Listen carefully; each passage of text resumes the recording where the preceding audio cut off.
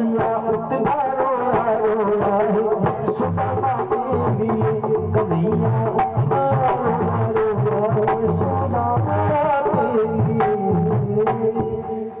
जिस समय वह पैरों में कांटों को निकाल रहे हैं, जब रुक्मिणी को देर लगने लगी जल लाने में, तो वह अपने नेत्रों के उन आंख के आंसुओं से ही उनका चरण धोया है। और भक्त ने कहा कि ऐसे बेहाल बेवाई ने सो पग कंटक जाल लगे पुनि जोए, हाय महादुख पायो सखा तुम आए तन किते दिन कोए, देखी सुदामा की दीन दशा,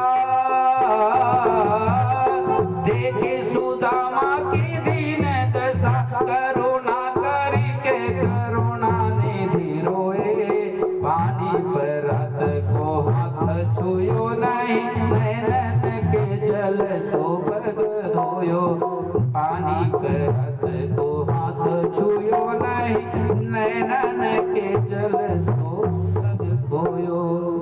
जब ऐसे देर लगने लगी तो अपने नेत्रों के आंखों के आंसुओं से ही उनका पैर धुला है, उनको सम्मान किया है, पुष्प आदि से उनको कहा है, जलपान कराया और कहा भैया सुदामा अब चलिए आप स्नान कर लीजिए। स्नान कराया गया है, उनको भोजन कराया गया है। और जब भोजन कराया गया और स्नान करने के पहले एक और बात बीच में हो गई, उसी बीच में वह अपने स्नान करने के पहले तक वह अपने कांख में चावल जो 4 मुट्ठी था वह दबाए हुए बैठे थे।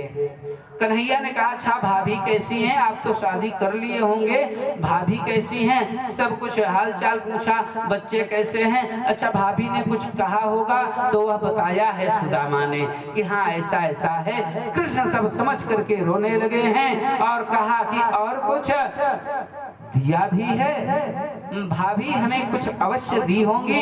तो उन्होंने कहा क्या बताएं, ऐसा कुछ सब कुछ आ रहे थे, इधर उधर अपनी पोटली और दबा रहे थे।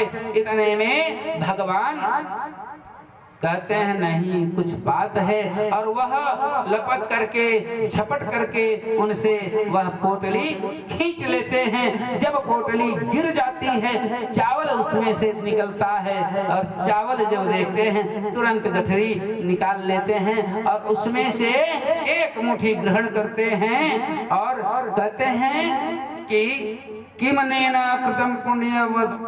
वह रुक्मिणी जी सोच रही कि अरे यह कितना पुण्य कार्य किया होगा, कौन से पुण्य किए हैं कि एक मुट्ठी तो ये ग्रहण किए और सभी लोगों का यह पूरे विश्व के जितने सुख हैं सब सुख इनको समर्पित कर दिए। और कहते हैं ये तो जगदीश इनको सब कुछ दे रहे हैं, कुछ बचेगा भी हम लोगों के लिए भी, ब्रह्मांड की सारी सुख इनको दे रहे हैं। इतने में दूसरा उन्होंने चावल मुट्ठी उठाया है। जब दूसरा उठाया है उसी समय माँ ने अर्थात जगत जननी रुक्मिणी जी ने हाथ पकड़ लिया, रे कन्हैया क्या कर रहे हो, आप ऐसे करोगे, क्या हुआ। अरे भाव तो क्या था कि सब कुछ दे रहे हैं, लेकिन सामने कह रही हैं कि ऐसा है कि आप बस करिए, अब हमें दे दीजिए, और लोग भी हैं परिवार में, घर में, सबको थोड़ा थोड़ा 2-2 4 दाना मिल जाए तो सब यह अमृत पा करके धन्य हो जाएंगे, इसलिए अब आप नहीं खाइए, अब सबके लिए मुझे दीजिए। उन्होंने छीन लिया है और सब लोगों ने उसको पान किया है, उसको ग्रहण किया है। और एक भावनाएं बहुत सी थी। इसके बाद अंतःपुर में उनका जब विश्राम कराए हैं, रात्रि हुआ है, स्नान और भोजन ये सब कराया गया, अंतःपुर में उनको लिटाया गया अच्छे से आसन पर। और आसन किसका था, भगवान कृष्ण का था। और जब उस आसन पर बैठते हैं तो कहते हैं देवी पर्यचरत साक्षात चामर व्यजनेन, कह रहे कि देवी जो उस समय रुक्मिणी जी थी, वह भगवान कृष्ण के द्वारा जब मीजे जा रहे थे, जब सेवा की जा रही थी, चरणों को कृष्ण जी दबा रहे थे उस ब्राह्मण का, तो उस समय पंखा झलने लगी हैं, व्यंजनम पंखा झलने लगी हैं कि अरे कृष्ण को भी देखिए कितना स्वागत करते हैं, इनका कितनी सेवा कर रहे हैं, तो हमारा भी तो कुछ अधिकार है, इसलिए वह पंखा झल रही हैं। इस प्रकार से बड़े सौभाग्य की बात है कि जिनके चरणों के दर्शन के लिए पूरा त्रिलोक 14 लोक परेशान रहता है, व्याकुल रहता है, आज वही श्री चरण, आज वही लक्ष्मी स्वरूपा रुक्मिणी जी अपने कोमल हाथों से सेवा कर रही हैं उस ब्राह्मण।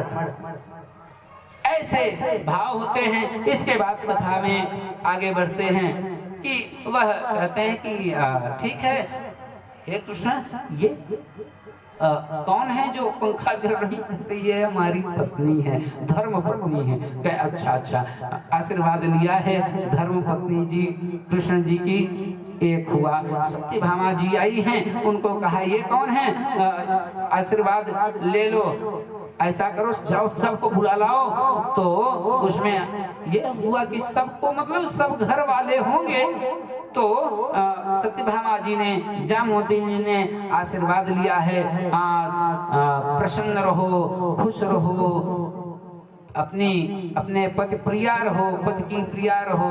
एक को, दूसरे को जब नंबर आए तो कहा दूसरा भी कर लिए हो क्या?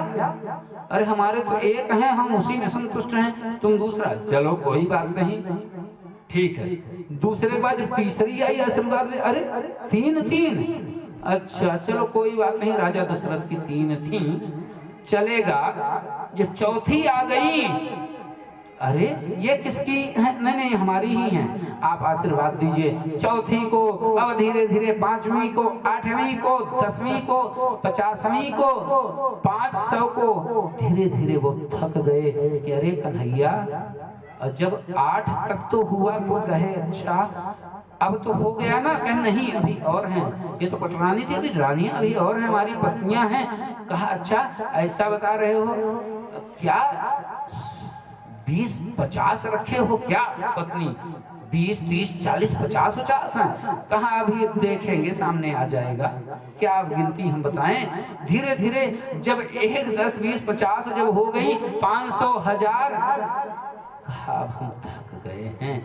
धीरे धीरे उन्होंने भव पर आ गए, और जब भव पर आ गए तो कहा जब 10,000 हुए तो ये केवल देख रहे थे उस समय, क्या है कोई? कहा ऐसा करो कि अब हम देखते देखते भी थक गए, ऐसा करो सबके लिए, सबके पति तुम हो, तो इसलिए तुम ही, ये धर्म पत्नी है ना, तो तुम धर्मपति हो, और सबके धर्मपति हो तुम, तो तुम ही हमारा आशीर्वाद ले लो। हम सबको एक साथ आशीर्वाद दे देते हैं। इसलिए कृष्ण जी एक साथ सभी धर्मपत्नियों के साथ वह आशीर्वाद लेते हैं, और वह आशीर्वाद देखते हैं। तब अंत में कहते हैं सब सुखी रहो। समय आगे और बढ़ता है, विदाई होती है। विदाई के समय कृष्ण ने कुछ नहीं दिया, मन में आता है कि कन्हैया ने कुछ नहीं दिया, अब हम जा करके पत्नी से क्या बताएंगे कि बहुत धूना सेठ है, बहुत बड़ा सेठ, बहुत बड़ा राजा, बहुत बड़ा, ये सब लोग बताए थे, अब हम क्या बताएंगे? मन में सोच रहे थे, लेकिन लालच नहीं था, केवल इच्छा यह थी कि हम पत्नी को क्या बताएंगे। यहाँ कन्हैया विदा करते हैं। चलते समय कहा कन्हैया कुछ कहना चाहोगे क्या? कुछ संदेश है क्या? इसी बहाने कुछ याद आ जाए।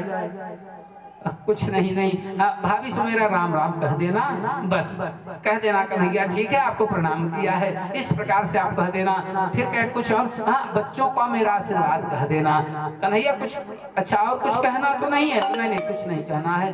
अच्छा, ऐसा करते करते कन्हैया के यहाँ से विदा होते हैं। जा करके अपने देखते हैं सुशीला महलों में रहती हैं, और महलों में रहती हैं, पहले तो पहचान नहीं पाते हैं, धीरे धीरे और बोलते हैं, पहचान करते हैं। जो पहचान होती है तब जाकर के वहां कहते हैं कि कुछ भी हो, यह मंदिर है, मैं इसमें मंदिर मान करके कृष्ण कन्हैया की सेवा के लिए मैं रहूंगा, लेकिन यह मत सोचो कि मेरा महल है, केवल मैं भगवान की आदेश, भगवान की पूजा के लिए यहाँ रहूंगा।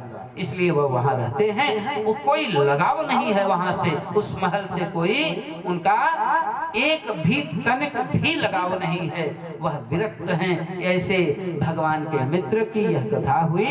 बोले सुदामा जी महाराज की। आगे कथा आती है, उनके परिवार में कुछ लोग, कुछ बच्चे खेल रहे होते हैं। पास में एक संतों की टोली थी, उसमें अंगिरा, विश्वामित्र, अन्य अन्य बड़े बड़े साधु संत आए थे, सन्यासी गण, और उसी में इनके भगवान कृष्ण के भी पोते के बच्चे के बच्चे, इस प्रकार से बहुत से लोग वहां रहते हैं। और सभी ने कुछ ने देखा कि ये साधु संत आए हैं, उसी 5 मिनट में आरती होने वाली है। 5 मिनट में आप लोग आरती करेंगे। अगर 5 मिनट में अभी तैयारी भी करिए, आरती की माला हो जाए।